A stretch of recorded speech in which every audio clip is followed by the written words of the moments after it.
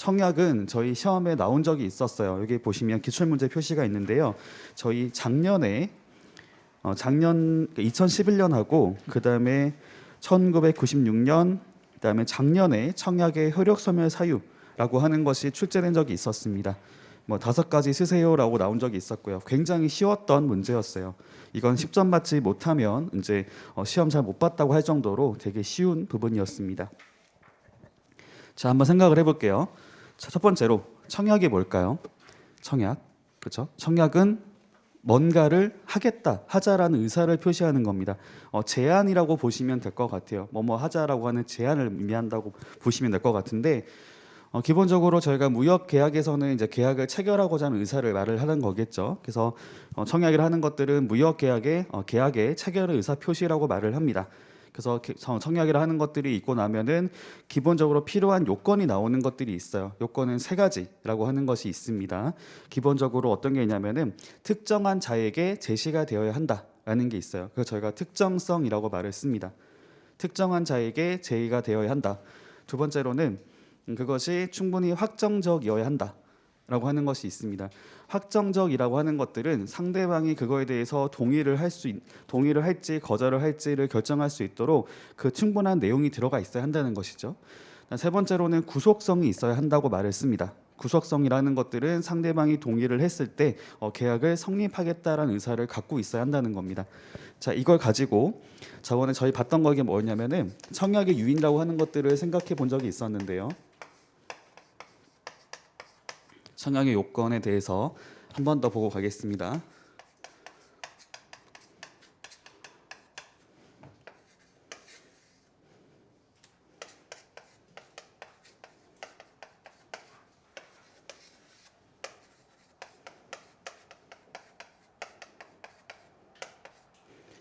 자, 기본적으로 3가지가 나와요. 특정성, 구속성, 확정성. 이것이 모두 구비가 되어 있을 때 저희가 청약의 요건을 갖추고 있다라고 얘기를 하게 됩니다. 자, 그러면은 이거 말고 저희 청약의 유인이라고 하는 게 있었잖아요. 유인이라는 것들은 유도한다. 영어로 invitation 이렇게 이해하시면 되겠는데요.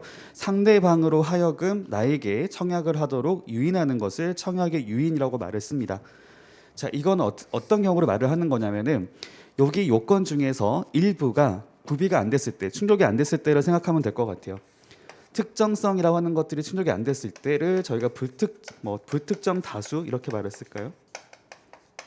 청약의 유인은 기본적으로 불특정 다수에게 행해진다고 보시면 되겠습니다. 그렇기 때문에 저희가 알고 있는 것 중에서는 TV 광고라든지 길에서 받는 전단지라든지 아니면 어떤 특정 업체들이 보내는 어떤 그런 카탈로그라든지 그런 것들을 생각하시면 되겠어요. 근데 주의할 게 있습니다. 이게 뭐라고 할까요? 무조건은 아니라는 거죠.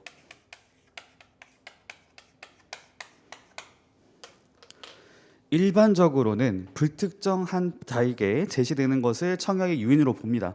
하지만 그렇다고 하더라도 청약으로 볼 수 있는 사례도 있어요. 제가 예를 들어 말씀드리겠습니다. 제가 이제 광고를 해요. 광고를 하는데 전단지를 나눠주면서 이렇게 말을 하는 겁니다. 선착순 5명에게는 제가 몇 % 할인된 것으로 저는 물건을 팔겠습니다. 라고 얘기를 했어요. 그러면 처음에는 불특정 다수잖아요. 5명한테만 준 거 아니기 때문에 불특정한 다수에게 행해진 것이기 때문에 이것은 사실은 청약이라고 볼 수가 없거든요. 왜냐하면은 상대방이 그거에 대해서 좋다고 말을 하더라도 제가 반드시 계약을 이행할 필요는 없기 때문에 성립을 할 필요가 없기 때문에 이건 청약의 유인으로 볼 수가 있어요. 하지만 5명에게는 무조건적으로 제가 이행을 해야 된다는 겁니다. 혹시 그런 거 본 적 있으신가요? 이게 잘 모르실 수도 있는데 어디였죠? 베스킨라빈스였는지 모르겠는데 특정 회사에서 이벤트를 한 적이 있었는데요. 거기서 이제 상품을 공고한 게 있었어요. 공모한 게 있었는데 거기에 그 한 명이 나온 거죠. 나왔는데 그 사람한테 지급을 안 했다가 그분이 이제 변호사여가지고 이제 소송을 제기했던 그런 사례가 나온 적이 있었거든요. 그게 이제 사실은 지금 업체 입장에서는 그냥 광고를 한 거라 볼 수가 있지만 특정된 사람이 있었잖아요. 특정된 사람에게는 반드시 자기가 하겠다는 그런 의사를 갖고 있었기 때문에 그거는 청약에 해당되는 것이고요. 상대방이 동의를 했는데 불구하고 이행을 하지 않았다는 것은 계약 위반으로 볼 수가 있습니다. 그렇기 때문에 그것은 당연히 그에 따른 책임을 가진다고 보시면 되겠어요. 다시 말씀드리겠습니다. 자, 기본적으로 청약의 유인은 불특정한 다수에게, 불특정한 사에게 제시되는 것을 의미를 합니다. 아까 말씀드렸던 것처럼 광고 이런 것들이야 내가 뭔가를 한다고 얘기를 하더라도 제가 안 해도 상관이 없다는 거예요. 왜냐하면 그 자체로 계약이 아니기 때문에, 성립된 것이 아니기 때문에 불특정한 자에게 제의를 해놓고 상대방이 동의를 한다 하더라도 내가 다시 그것을 이제 계약을 성립하지 않는 것으로 한다 하더라도 저는 책임이 없다고 보시면 됩니다. 하지만 여기 나와 있는 것처럼 제가 특정한 자를 정해놨어요. 아까 말했던 것처럼 선착순 몇 명에게는 반드시 내가 뭘 하겠다라는 그런 의사를 보였을 때는 그거는 무조건 지켜져야 합니다. 그 경우를 특정성이 이제 있다고 볼 수가 있거든요. 자, 이렇게 말하면 더 이해가 빠를까요? 제가 여러분들한테 제가 맛있는 거 사드릴게요. 밥 사드리겠습니다. 커피 사드리겠습니다. 해서 말을 했어요. 이거 청약일까요? 어떻게 생각하세요?